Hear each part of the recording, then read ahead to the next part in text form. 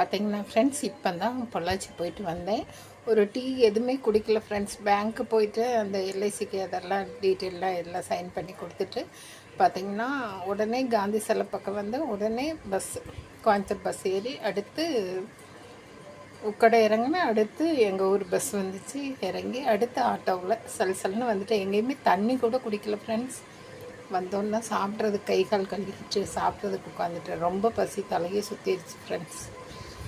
சரிங்களா, வீட்டிலையே காலையிலேயே முருங்கைக்காய் சாம்பார், ஊறுகாய், அப்புறம் மாம்பழம்.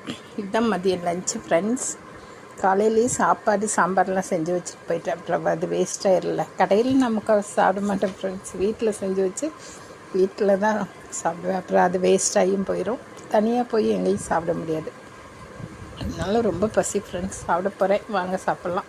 யாருக்கெல்லாம் உருளைக்கிழங்கு முருங்கைக்காய் பிடிக்கும் நம்ம கமெண்ட் பண்ணுங்கள், லைக் பண்ணுங்கள், மறக்காமல் சப்ஸ்கிரைப் பண்ணுங்கள் ஃப்ரெண்ட்ஸ்.